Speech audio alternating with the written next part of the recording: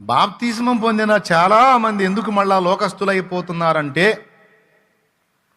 ఆత్మయందు బలము పొందటం అనేది వాళ్ళు ఎరుగనందున, దాని విలువ వాళ్ళకి తెలియనందున, శరీరానుసారులై శరీర వాంఛలకు మళ్ళా చిక్కిపోయి మళ్ళా లోకానుసారులైపోతున్నారు. కానీ అలా కాకుండా ఆత్మయందు బలము, దాని యొక్క అవసరత, ప్రాముఖ్యత తెలుసుకున్నోడు భక్తి సాధన చేసుకుంటాడు. నేను అందుకే చెప్తాను, బాప్తిస్మం పొందిన వెంటనే అప్పనంగా మళ్ళీ తిండికి మళ్ళొద్దు, కాస్త ఉపవాస ప్రార్థనలు చేయండి, కాస్త ఎక్కువ ప్రార్థనా జీవితాన్ని కలిగి ఉండండి, కాస్త ఎక్కువగా దేవునితో ఏకాంతంగా గడపండి. బాప్తిస్మం పొందారు మంచిది, తిరిగి జన్మించారు మంచిది. పొందిన పౌలు అరణ్యపు అనుభవంలో బలం పొందాడు. బాప్తిస్మం పొందినటువంటి యేసు అరణ్యపు అనుభవంలో ఆత్మ బలము పొందాడు. ఇంతమందికి బాప్తిస్మం ఇవ్వటం మొదలుపెట్టిన బాప్తిస్మం ఇచ్చి యోహాను కూడా అరణ్యపు అనుభవంలో ఆత్మ బలం పొందాడు. ఇప్పుడు నేను ఎందుకు మొత్తుకుంటున్నాను మరి ఇప్పుడు అర్థమైందా? అరణ్యపు అనుభవం కావాలి, ఏకాంత అనుభవం కావాలి, వ్యక్తిగతంగా దేవుడితో అనుబంధం ఏర్పడాలి, దేవుడితో సంబంధం ఏర్పరచుకోవాలి, ఆత్మకు బలం చేకూర్చే వాక్యాన్ని ధ్యానించాలి, ప్రార్థనా జీవితాన్ని కలిగి ఉండాలి.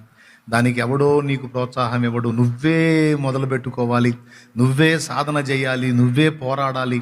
ఇలా పోరాడకపోతే, ఆత్మబలం పొందకపోతే, ఎంత పెద్ద పాస్టర్ అయినా, ఎంత పెద్ద పాస్టర్ అమ్మైనా, ఎంత పెద్ద సీనియర్ విశ్వాస అయినా, ఎంత పెద్ద సీనియర్ పరిచారకుడైనా బుస్సు.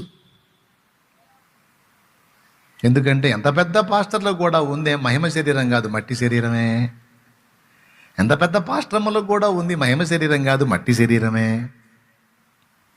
ఎంత పెద్ద పరిచారకులలో కూడా ఉన్నది మట్టి శరీరమే.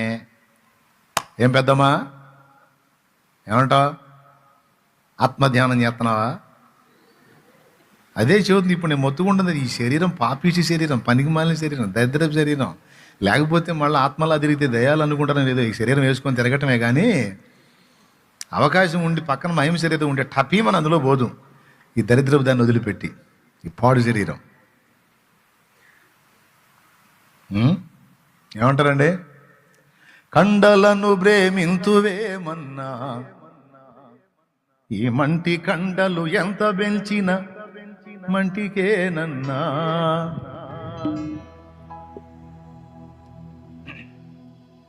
ఏం చేద్దామా? ఆత్మకేమో వారానికి 2 ఇడ్లీలాగా వాక్యం, శరీరానికేమో రోజుకి 5 సార్లు. ఇప్పుడు చెప్పండి, ఏది గెలిచిద్ది?